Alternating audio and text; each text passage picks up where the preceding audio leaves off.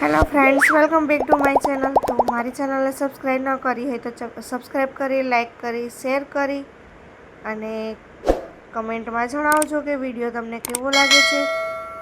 તો આજની મારી રેસીપી લાવી છું હું તમારી સામે। તો આજની રેસીપી છે છોલે ભટુરે। તો છોલે આપણે કેવી રીતે બનાવશું એ આપણે આ વિડીયોમાં જોઈ લઈએ। તો સૌપ્રથમ તો છોલે બનાવવા માટે મેં લસણ મરચાં છે તે કટ કર્યા છે।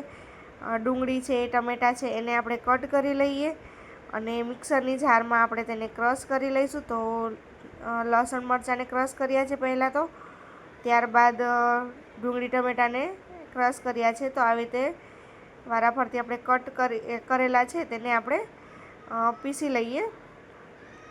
તો આવી રીતે તેને પીસવાના રહેશે।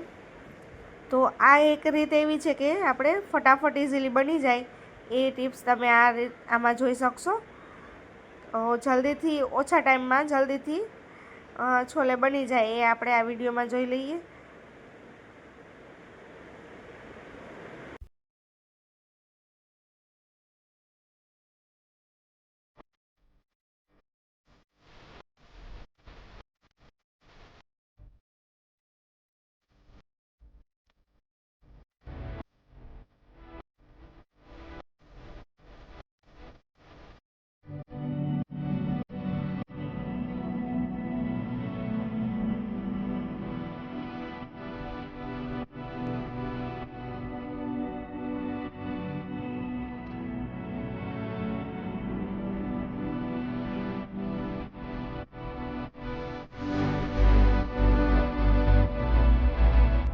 તો તેલ એકદમ ગરમ થઈ ગયું છે।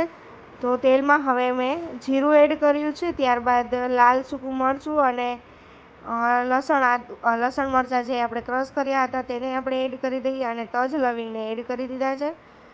તો આવી રીતે તેને એકદમ સાતરી લઈએ અને ત્યારબાદ આપણે તેમાં ડુંગળીને ક્રશ કરી છે તેને પણ આપણે એડ કરી દઈએ।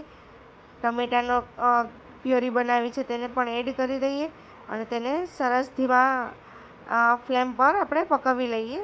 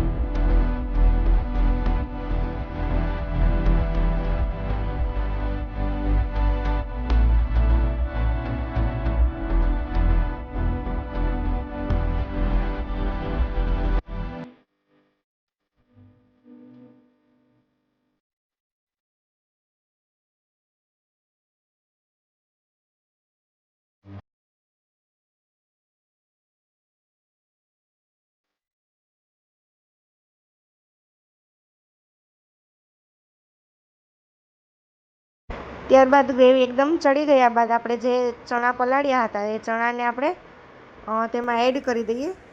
મેં અડધી પોણી કલાક પહેલાં ચણાને એકદમ ગરમ પાણીમાં પલાળી લીધા હતા અને ત્યાર પહેલાં એને બાફી લીધા હતા। તો તેને આવી રીતે પહેલાં બાફી લેવાના છે અને તેમાં એડ કરી દઈએ અને તેને 10થી 11 મિનિટની જેમ ઉકળવા દઈએ, એટલે એક રસ થઈ જાય ત્યાં સુધી આપણે આવી રીતે છોલેને પકાવવાના છે। ત્યારબાદ એમાં ગરમ મસાલો, હળદર, મરચું, મીઠું અને ધાણા જીરુંને એડ કરી દઈએ। આ એકદમ સરસ એવા છોલે મારા રેડી થઈ ગયા છે। તો આ ટિપ્સ તમને કેવી લાગી છે તે તમે મને કમેન્ટમાં જણાવજો અને જરૂરથી ટ્રાય કરજો આ રેસીપીને। તો આપણે નેક્સ્ટ વિડીયોમાં મળીએ ફ્રેન્ડ્સ। ચેનલને સબસ્ક્રાઈબ ન કરી હોય તો સબસ્ક્રાઈબ કરી દેજો